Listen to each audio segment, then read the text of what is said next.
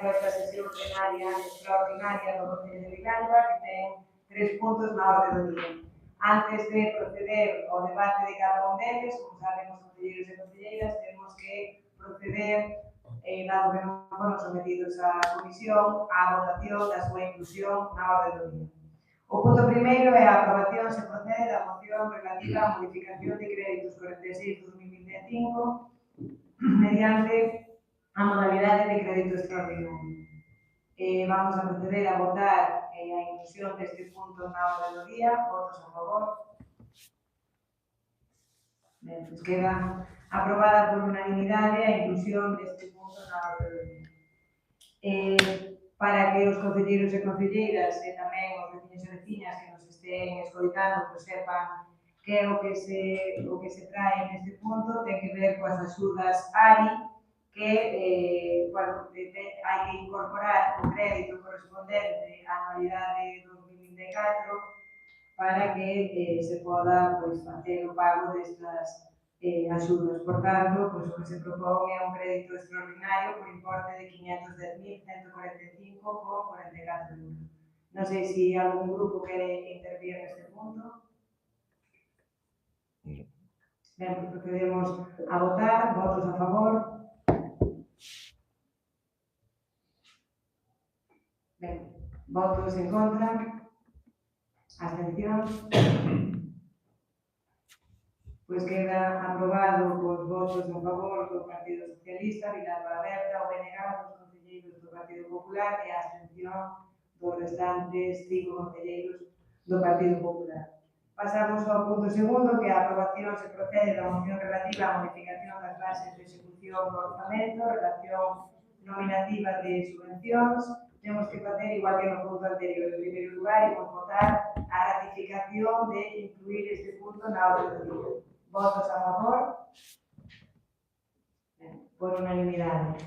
Neste caso, o que se trae é unha modificación das bases de execución do orzamento, dado que hai 3 asociacións que organizan as festas parroquiais que cambiaron ao longo do ano o CIF ou o nome. Por tanto, para poder darles a subvención nominativa que estaba prevista no orzamento, hai que facer esta modificación a criterio da nova interventora. Por tanto, sería cambiar a Asociación Cultural Festas de Román por Asociación Carlos Rodas de Román, Asociación de Veciños de Goiriz por Asociación Comisión de Festas de Goiriz, Asociación de Festas de Soeixo por Asociación Cultural Veciños Nosa Señora da Angustia de Soeixo, e os CIF correspondentes. Non sei se algún voceiro quer intervir neste punto, e tamén unha cuestión de mero trámite de correxir unha pequena diferencia na nomenclatura de CIF das comisións. Sí, a ver, non entendo, a ver, hai das 3 asociacións, 2 delas presentan un escrito, supoño que serán algún membro da xunta directiva, conforme que fan elas as festas e non as que fixeron as festas no ano anterior, non? Sin embargo, de Soeixo, que presenta ese escrito é o señor Modesto Renda. Entón, non entendemos por que presenta un escrito Modesto Renda non o presenta a propia asociación. Entendo que esa asociación está registrada no Concello de Villalba. Benegán. Pois vou dar a palabra ao concelleiro Modesto Renda para que xa aclare esta situación. Escoitesme? Sí, bo día a todas e a todos. A explicación é simple.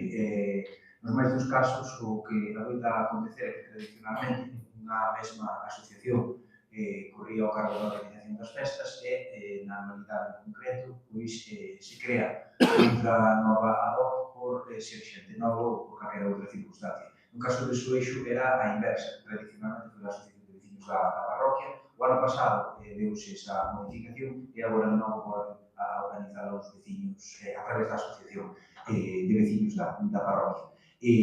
A circunstancia que vostede plantexa ben dada pola imposibilidade de que os anteriores e os actuais puderan colaborar no sentido de que os anteriores acreditaran que non a celebran este ano, tal e como exixía o Departamento de Intervención, e os actuais acreditar que sí a facían este ano.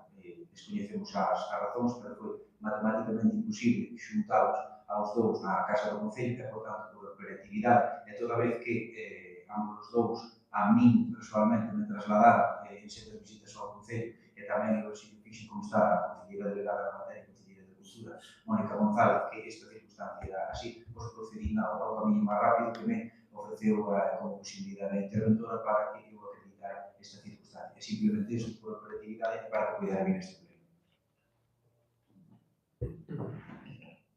Non sei se o voceiro do Partido Popular quere... Ben, pois aclarada esta cuestión, imos proceder a votar este punto segundo da modificación das bases de execución do orzamento para 2025. Votos a favor? Queda aprobado por unanimidade. O punto terceiro é a aprobación se procede do proxecto de obras de pavimentación de acceso a vivendas e explotacións agrobandeiras. Igual que nos puntos anteriores, antes de proceder ao seu debate, temos que ratificar a inclusión deste punto na orde do día. Procedemos a votar. Votos a favor? Ben.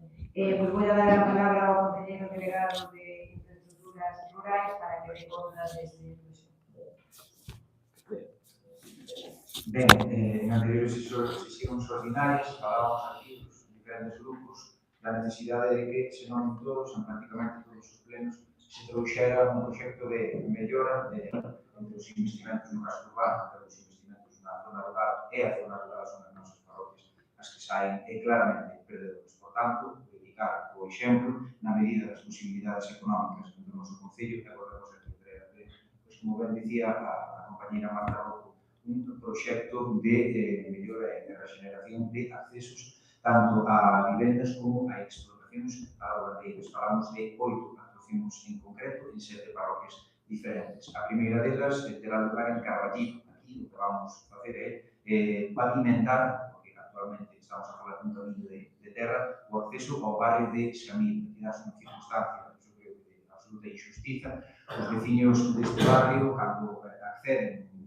Vilalba, teñen que dar unha volta de varios kilómetros entrando no veciño concello de Abadín, en concreto na parroquia de Alixe, para poder acceder. O que vamos a facer agora é darles un acceso no centro dese nome e, por tanto, é asfaltar, pavimentar esa vía para que esta situación, como dicía, de injustiza quede atrás. A segunda actuación terá lugar en Martiñán, ten que ver coa regeneración completa de todo o acceso dende a Nacional 634, a altura da Parrillada, en dirección Carballito, unha necesidade tamén perentoria, e diante daqui o Concello, como non podía ser do xeito, vai actuar. A terceira terá lugar tamén en Martiñán, que aquí falamos dun acceso a varias parcelas agrícolas. Os vecinos trasladamos a necesidade e aí vamos a fazer actuar en Zahorra compactada, para que os veciños e os rexentan as explotacións agrobandeiras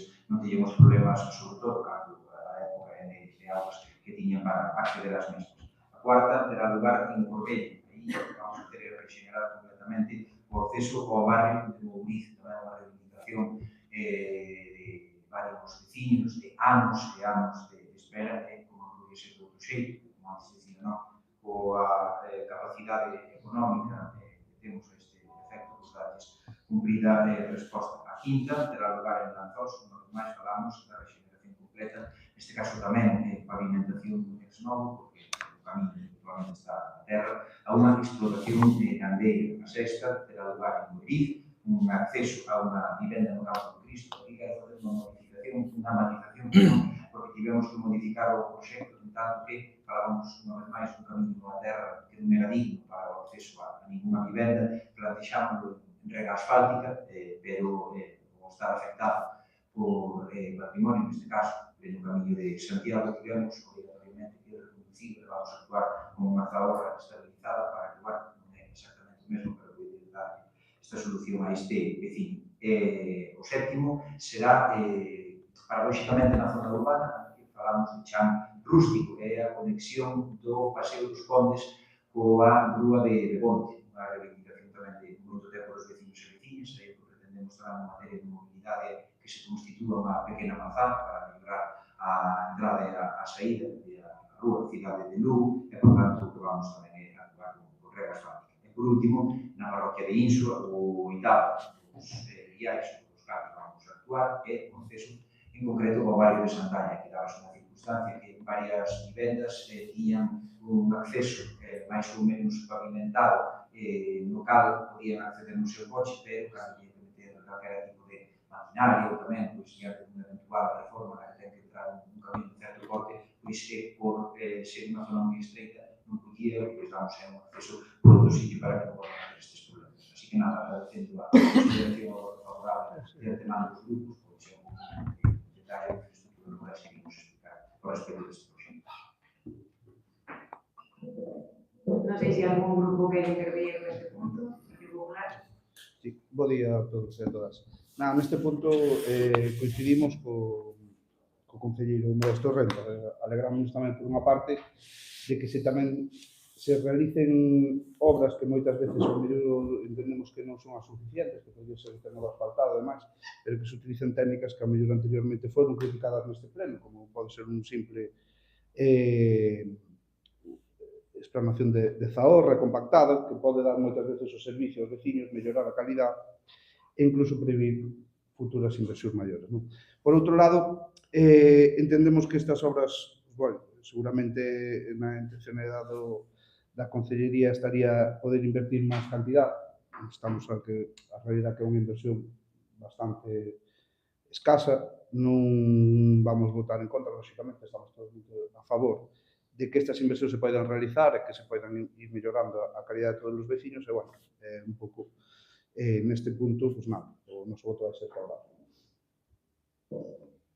Venga, O noso voto vai ser favorable, todo o que se quera invertir no rural ben, pois, quedando expostas as posturas dos distintos grupos, vamos proceder a votar este punto. Votos a favor? Ben, pois queda aprobado tamén por unanimidade este punto terceiro. E non habendo máis asuntos na orde do día, damos por finalizada esta sesión plenaria.